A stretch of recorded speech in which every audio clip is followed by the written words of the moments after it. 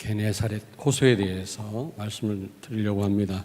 다른 말로 디베랴 바다, 갈릴리 바다라고도 하지요. 이 호수에서 예수님이 고기 한 마리도 못 잡은 베드로를 통해서 많은 고기를 잡게 하신 그런 사건인데, 우리는 이 사건을 통해서 뭘 이해를 해야 되냐면 대비하신 겁니다. 대비. 비교하셨어요. 비교. 여기 보니까 넓은 호수와 세계복음화입니다. 여러분, 넓은 호수에서 바다 같은 이 넓은 물에서 고기를 잡는다는 거, 이게 쉬운 일이 아니죠.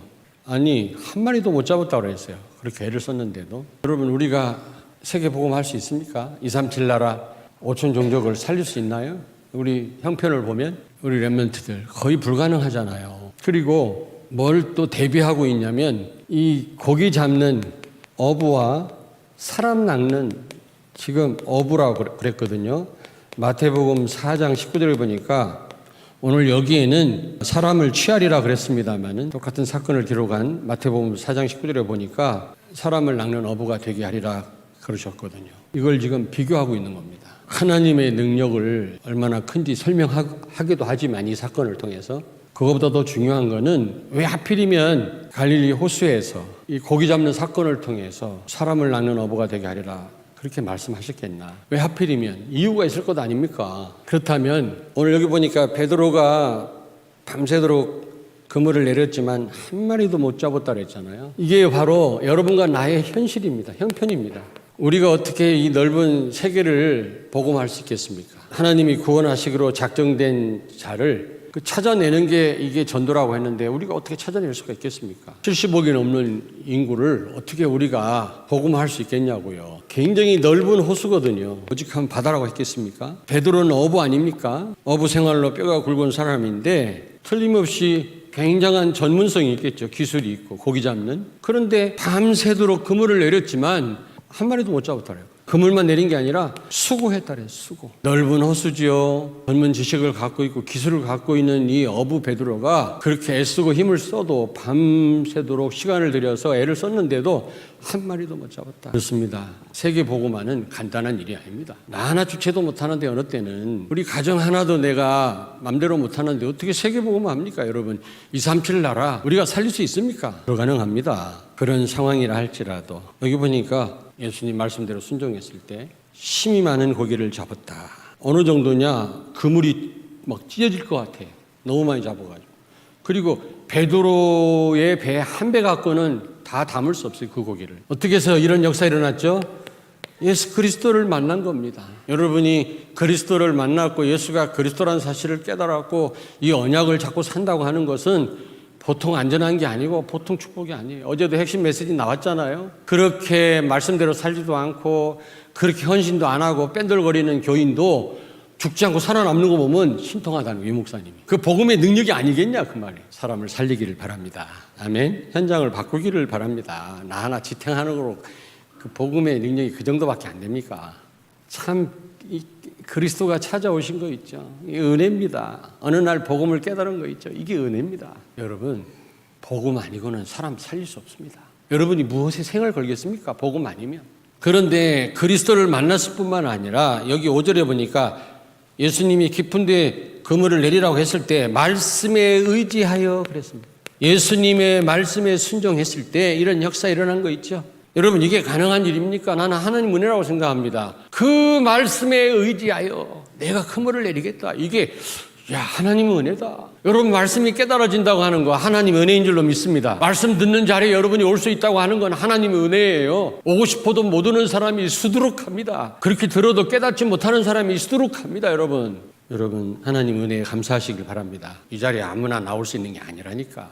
이게요, 한 배 갖고는 안 돼. 2배 실을 정도로 힘이 많이 잡았다. 그물이 찢어질 정도라고 그랬어요. 말씀 붙잡으라는 거 그냥 붙잡으라는 게 아닙니다. 그러면서 예수님이 하신 말씀, 사람을 낚는 어부가 되게 하라. 마태복음 4장 19절에 나를 따라오너라 내가 사람을 낚는 어부가 되게 하겠다 예수님 말씀했지 않습니까? 이런 역사를 일으키시면서 하시는 말씀이 사람 낚는 어부가 되게 하겠다. 제자가 되게 하겠다 그 말이에요. 예수님은 우리를 제자로 세우실 수 있는 줄로 믿습니다. 우리가 형편을 볼 때 아무것도 할 수 없는 그런 자들이지만 우리를 통해서 하나님은 237 나라 5천 종족을 살리게 하실 줄로 믿습니다. 그러면 구체적으로 어떻게 우리가 사람을 낳는 어부가 될 수 있겠냐, 제자가 될 수 있겠냐? 예수 그리스도의 말씀 따라가면 돼요. 마가복음 1장 17절에 나를 따라오너라 내가 너희로 하여금 사람을 낳는 어부가 되게 하리라 그랬어요. 예수님 따라오란 말은 무슨 말입니까?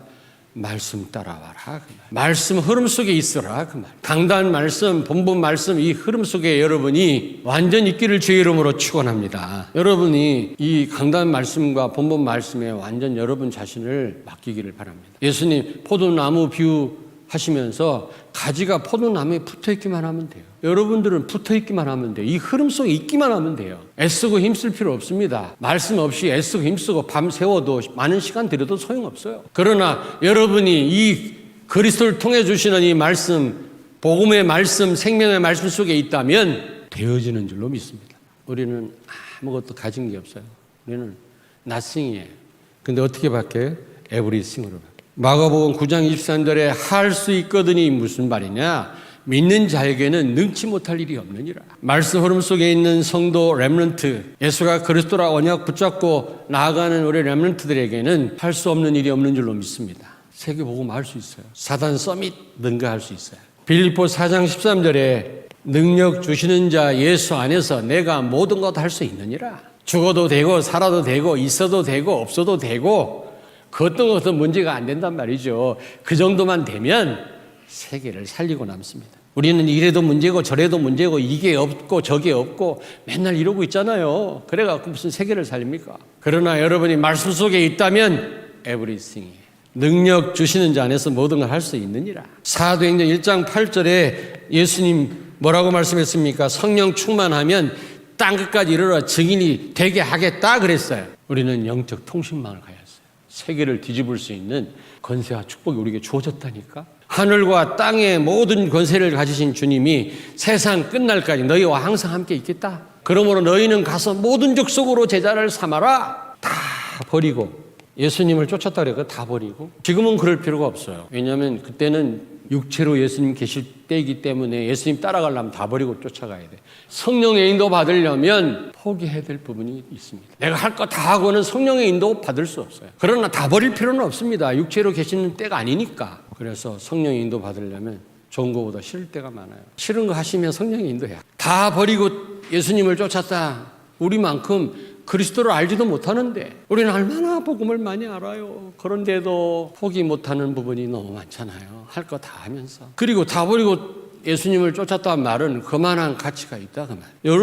여러분의 삶이, 여러분의 신앙생활, 여러분이 애쓰게 벌은 땀 흘려 벌은 돈을 헌금 드린다. 결론 내리지 않고 오셨다면 여러분 불행한 겁니다. 세계 비전교회 왜 다니십니까 여러분? 그만한 가치를 아셔야 돼요. 답을 내리셔야 된다니까. 이 제자들이요, 우리만큼 복음 몰랐지만 다 버리고 쫓아갔단 말은 그만한 가치를 알았단 말이에요. 여러분이 생명 걸 가치를 하셔야 돼요. 그럴 때 237 나라 5천 미전도 종족 살리게 될 줄로 믿습니다. 하나님이 하시는 일이에요. 우리는 단지 거기에 쓰임 받을 뿐이에요. 그리스도를 만났으니까, 복음 깨달았으니까 이제 이 말씀 흐름 속에 있으면 됩니다. 우선순위 바로 해야 돼. 그렇지 않으면 나 하나로 끝나는 거죠. 그것도 큰 축복이지만, 그러나 구원은 나만을 위한 게 아니라고 그랬잖아요. 나 때문에 구원받을 사람이 많이 있어서 나를 구원하셨는데 아직 빚도 못 갚았는데 내가 아파갖고 일찍 죽으면 되겠어요? 뭐 죽어도 괜찮지만. 여러분들은 게네사렛 호수에서 예수님이 보여주신 이 사건을 통해서 이제 답을 내리셔야 돼요. 여러분 한계를 아시고요. 어쩌다 되어지는 게 아닙니다. 세계복음화는. 우리의 한계를 아시고 우리 형편을 아시고 우리 교회 상황을 아시고요. 진짜 이 말씀의 흐름 속에, 이 흐름 속에 있으셔야 됩니다. 다른 흐름을 타면 헛수고입니다. 그리스도 복음의 말씀의 흐름 속에, 강단의 흐름 속에 있기를 주의 이름으로 축원합니다. 그러면 되어집니다. 그래서 이번 교회 자체 집중훈련에 다 참여하시길 바랍니다. 그래야만 말씀을 통해서 하나님이 교회를 어떻게 인도하고 계시는지, 그냥 하나님의 교회, 세계복음할 교회, 우리 교회를 방치해 두시거나 인도하고 계시는 게 아니거든요. 정확하게 말씀을 통해서. 우리는 그때그때 모르고 말씀 전달하고 받고 여기까지 왔지만 되돌아보니까 전부 하나님이 인도하신 거예요. 야, 그때마다 하나님이 어떤 사건을 통해서 깨닫게 하시고 그런 쪽으로 말씀을 전달하게 하셔서 우리 교회를 여기까지 인도하셨더라고요. 앞으로 인도하실 것입니다. 그래서 여러분 이 흐름 속에 있어야 돼요. 이 흐름 속에. 여러분들이 세계비전교회 성도가 아니라면 몰라도 세계비전교회 성도라면 여기서 벗어나면 헛수고할 뿐이에요. 이 흐름 속에 있다면 하나님은 237나라 5천 종족 살리게 하실 줄로 믿습니다. 참여해서 이번에 교회를 하나님이 이렇게 말씀으로 인도하고 계시는구나. 앞으로 이렇게 하시겠구나. 여러분 좀 알고 그 속에 있어야 되지 않겠어요? 할렐루야. 기도하겠습니다.